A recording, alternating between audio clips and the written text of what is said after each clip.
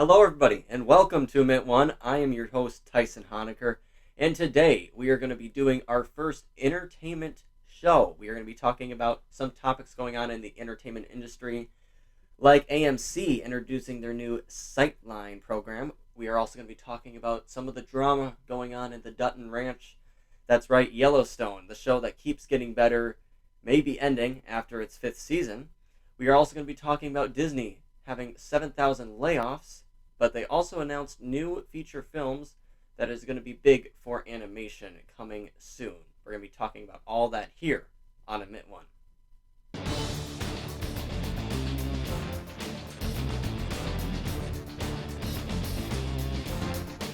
Alright, so before we start talking about our topics, I just want to say thank you all for the continued support here on Mint One. We just started about a month ago, and I really appreciate all the support we've gotten. Please like, subscribe, and share this channel to anybody who loves the entertainment industry just like I do.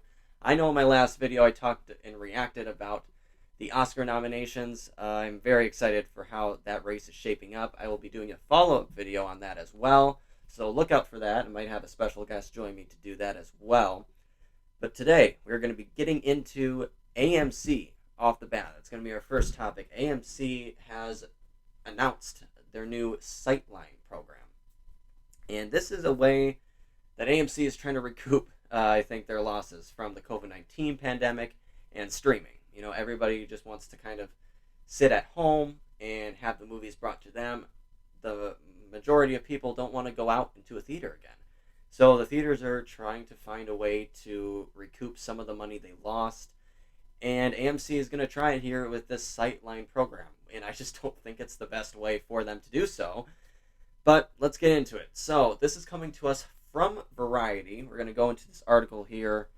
And let's see what they have to say. So there will be 3 different seating pricing options. The first is Standard Sightline, described as seats that are the most common in auditoriums and are available for the traditional cost of a ticket. Then there's Value Sightline, referred to as seats in the front row of the auditorium, as well as select ADA seats in each auditorium, and are available at a lower price than standard Sightline seats. Value Sightline pricing is only available to AMC Stubs members, including their free tier membership. The third option is Preferred Sightline, which are the seats in the middle of the auditorium and are priced at a premium to standard Sightline seats. AMC Stubs A-list members, like myself, will be able to reserve seats in the Preferred Sightline section at no additional cost. Okay, so what that all means is there's going to be 3 tiers we know of for an auditorium. Now, the cheapest are going to be in the front row when you're looking up like this at the screen, okay? And, you know, the middle, which myself and I know a lot of other moviegoers are going to flock to, they are the new premium seats from AMC. I think this is just ridiculous, frankly. I mean, I think that AMC is trying to recoup its money, but it's doing it in the wrong way, and it's trying to somehow make it more of a value for its moviegoers when it's actually just hurting all their moviegoers by paying more for already tickets already like $15 on average for just a standard showing, let alone if you go to IMAX it's 20 or maybe even over, and then if you get popcorn it's even more than that. Going to the movies has never been more expensive, and now with AMC introducing this new Sightline seating, it's gonna make like the average moviegoer turn into just waiting for it on streaming. I don't want to pay that much money. I don't want to pay over $20 to go to the movies. I like to get my popcorn, I like to get my drink, but I like to sit in the middle row. But if that's going to cost me at least $15 plus the popcorn, why would I go? And I see their point. I think that this has already caused a lot of backlash towards AMC. And I see a lot of people possibly being able to change AMC's minds because of all this negative response.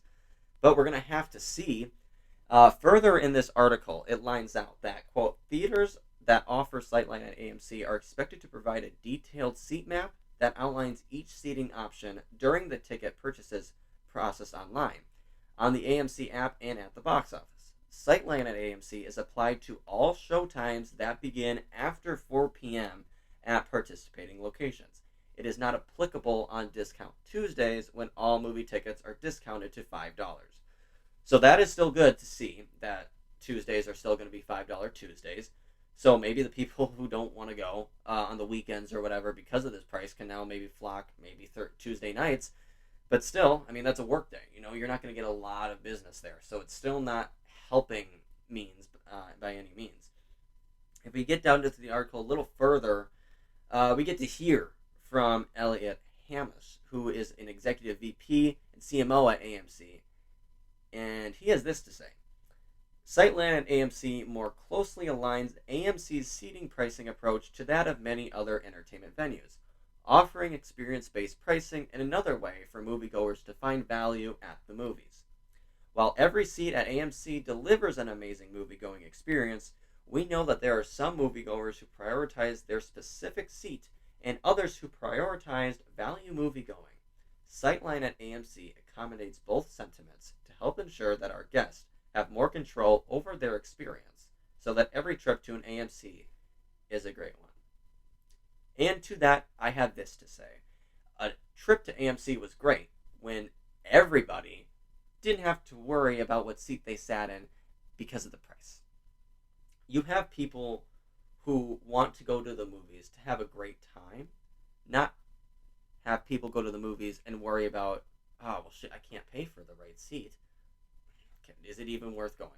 I feel like this is making a lot of the average moviegoer second guess going back to the theaters. I think this will actually impact AMC in a more negative way, and it will make attendance lower, especially when you have, like, this year has amazing slate of movies coming out. But now, if AMC, the largest movie chain in the country, is having this trying to get all this whole new seating thing, is trying to get to all the theaters by the end of the year. It's going to start off in some select cities, but it's going to try to get all the AMCs throughout the country by the end of the year is the seating program. I don't see it making this far, but if it would make it this far, make it all the way to the end of the year, I think that would have a negative effect on the box office as a whole, and you'd have a lot of people be flocking to Regal. That's just my opinion on it. And I'm not the only one alone who, doesn't agree with this. We have actor Elijah Wood, who I love, obviously, as Frodo from Lord of the Rings.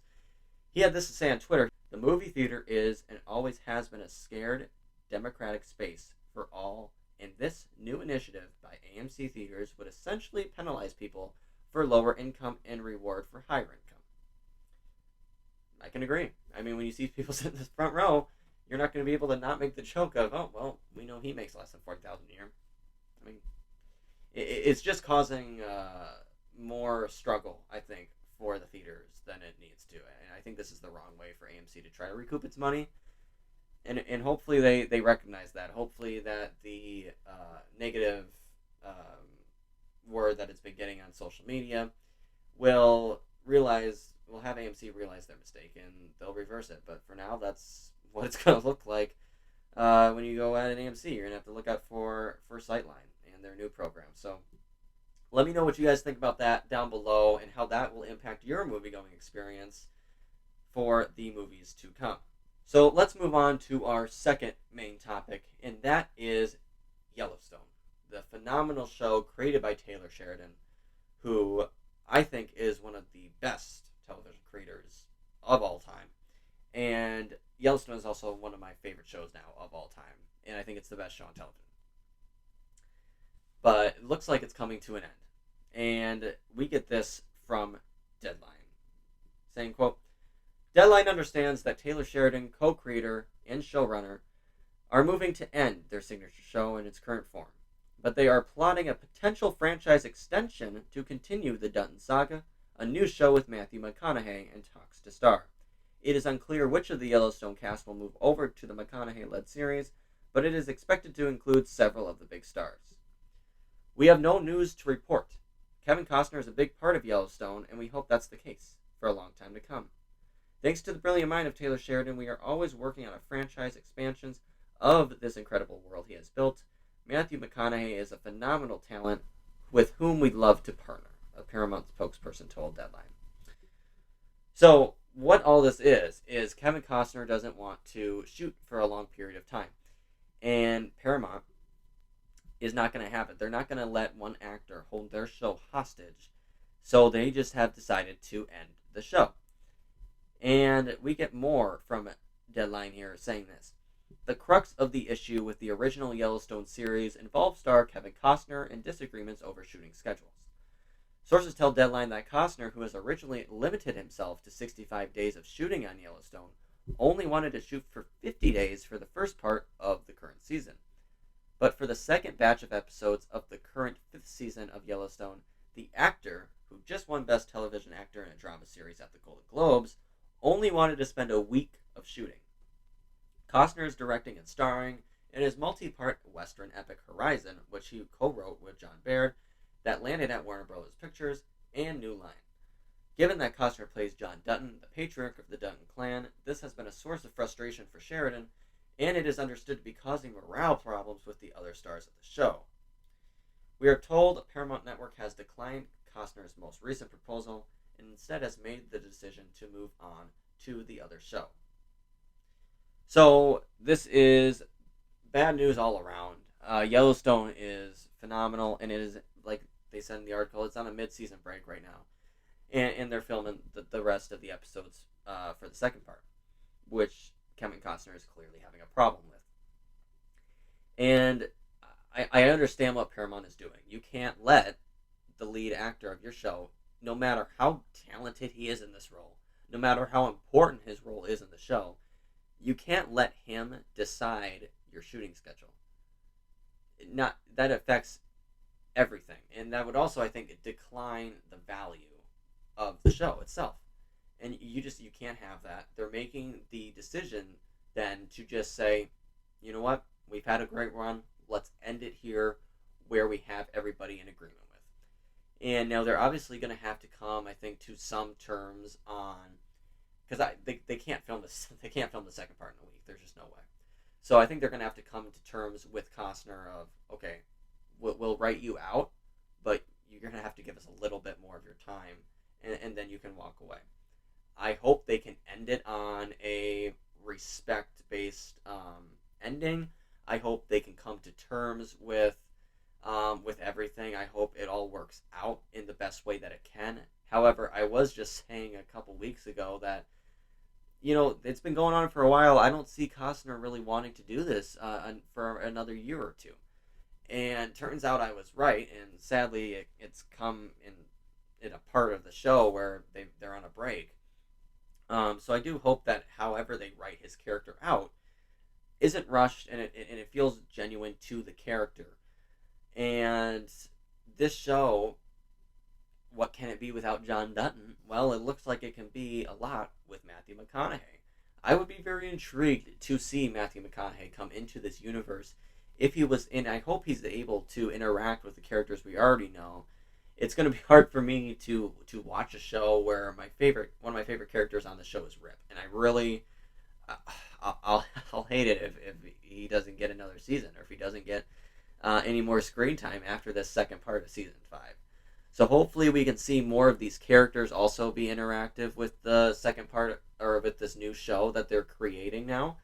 And I'm very intrigued to see what Matthew McConaughey can do for this franchise. I think if there's any actors, I think at the top of that list is Matthew McConaughey to come into this world. I think he'd be perfect. And I'm very excited to see how he would be able to act and interact with the previous actors like Wes Bentley, Cole Hauser, Kelly Riley, who is phenomenal. But yeah, so I'm very excited to see where it would go with Matthew McConaughey, but I'm very saddened that Kevin Costner is kind of stepping away. His decision is just kind of unpronounced. So hopefully they can make it work in how they end this show around his character. And we'll go from there. But I'm very intrigued to see what Matthew McConaughey could do. Let me know what you guys think of Yellowstone as a show. And then let me know what you think of Kevin Costner departing and Matthew McConaughey possibly coming in to kind of be the new lead of this show that they're creating around him. So let me know all that and more down below in the comments. All right, moving on to our next topic. We have Bob Iger laying out his future plan for Disney, the new structure he wants to take the company, and unfortunately having to lay off 7,000 jobs.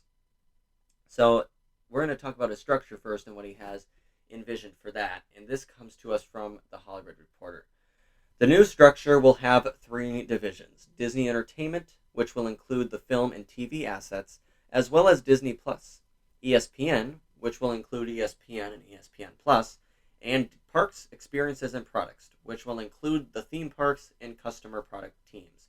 The new structure provides more detail for that vision, with Iger saying that it will put creativity at the core of the business, with each division leader overseeing their own P&L lines. That comes to us from the Hollywood Reporter, and this is very important to point out here, okay? Bob Iger is putting creativity back at the heart of the company, which is what you need to do in order to have a company succeed. You need to have your idea makers, the people who know how to shape these plans. You need to have them in a stance of power. They know what's right for their own properties. They can make that own assessment. He's putting confidence back in them, and I think you will see a big turnaround in Disney products because of that. This quote comes directly from Bob Iger, and he says this: "Our new structure is aimed at returning greater authority to our creative leaders and making them accountable for how their content performs financially," Iger said. "Our former structure severed that link and must be restored. Moving forward, our creative teams will determine what content we're making, how it is distributed and monetized, and how it gets marketed." And that comes right from the CEO of Disney, Bob Iger. What he said here, I could not agree with more. Like I said, you need creativity to be successful, and he's letting the creative teams, I'm glad he's saying that he's letting them figure out how they want their film or project distributed and marketed. Even from Kevin Feige, president, of Marvel. He has said before, like with some trailers and stuff like that, he has thought, there's been too much out there, and that's been not in his control during the Chapek era. And you could really see that, I think, from Marvel specifically. You could see how Feige didn't really have as much of a say. He had a say, but not as much of a say as he did when he was under Iger. And that is because he was no longer in charge. He had to go through somebody in order to get his idea approved. Now, Iger is chopping all that away, and Kevin Feige only has to report to Bob Iger. That is very important for the success of Marvel and all of Disney's properties as well. I think you're going to see not only Marvel benefit from that, but like I said, all Disney projects, I think, are going to even have a better step up than they did 3 months ago when they were, not under Iger. Iger has this creative vision. He's been through it as a PA all the way. He worked up to CEO. He knows how this business is done. I trust his new structure. I think it's going to work great for the Walt Disney Company. You're going to see their profits grow, and he is going to get Disney back to where he left it. Now, profits grow. Speaking of that, unfortunately, Disney has had to lay off 7,000 people.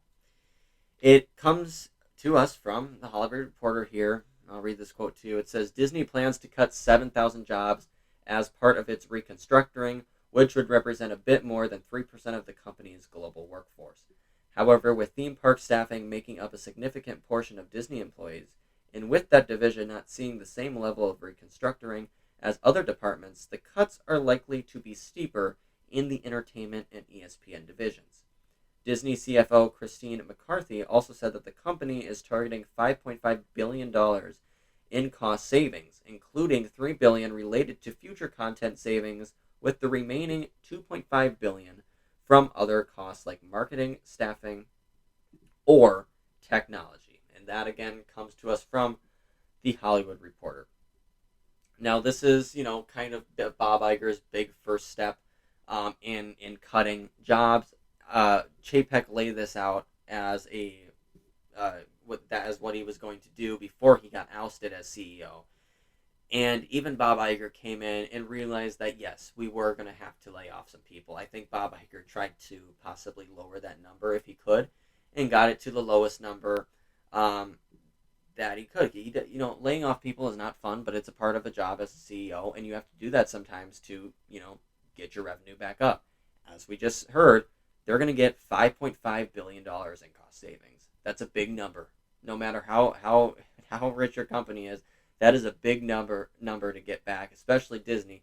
It's been at a low for a while. They've lost a lot of money, and they're trying to go back up now. And I think right now they're at a low, but I don't think there's any lower they can get. I think they can go up from here, and I think they will. But unfortunately, you had to lay off 7,000 jobs.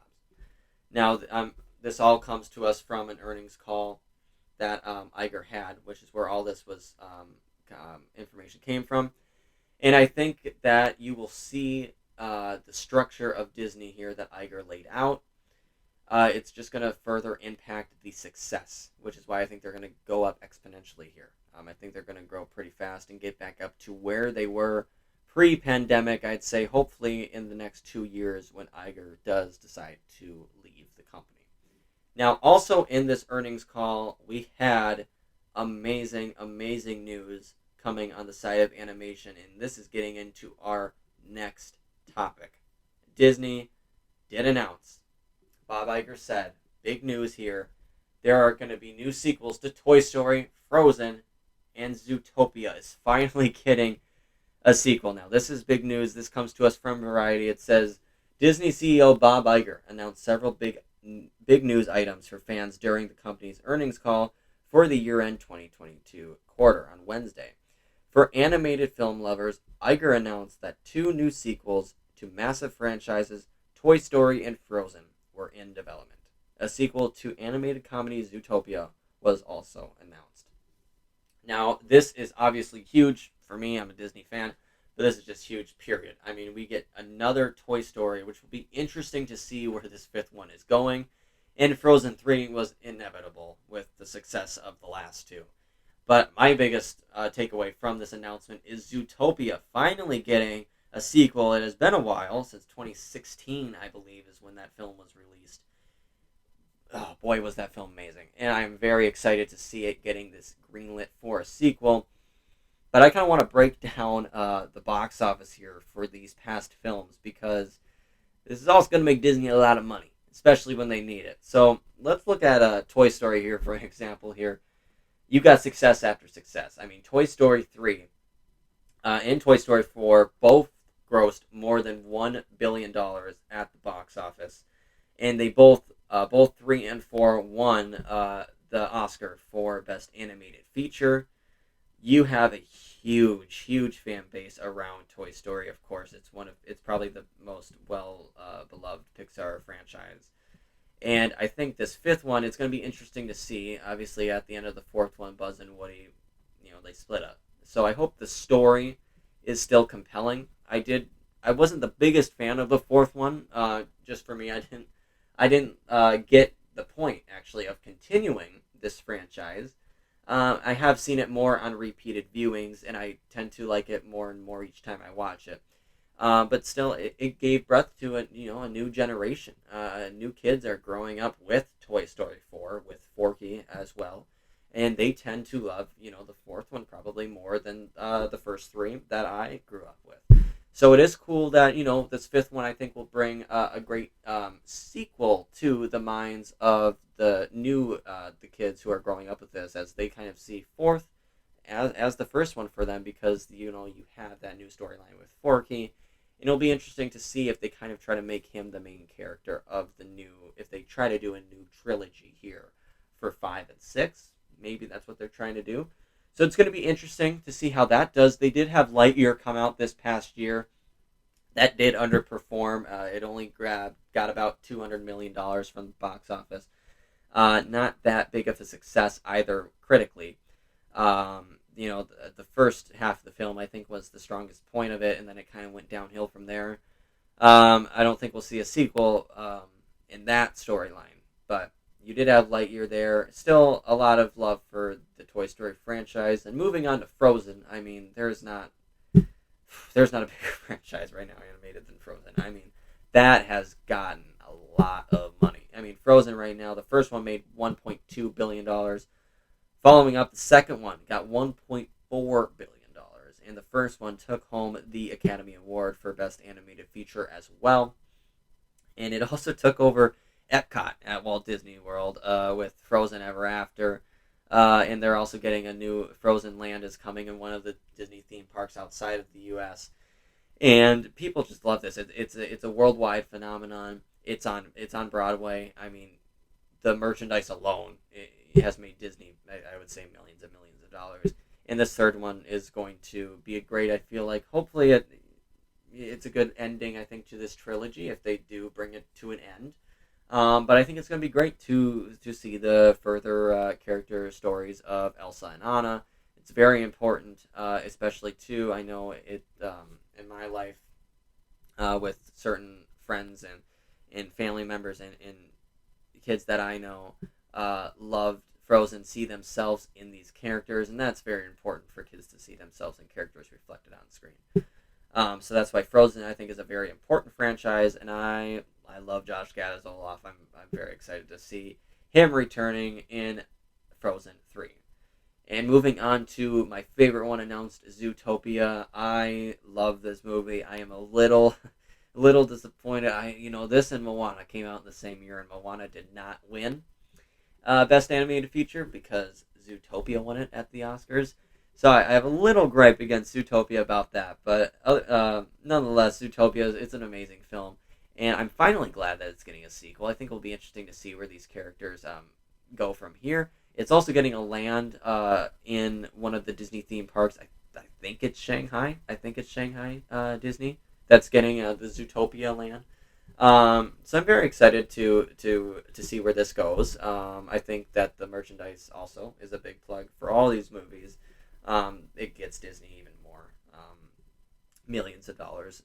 So that's also why I think Disney keeps making them.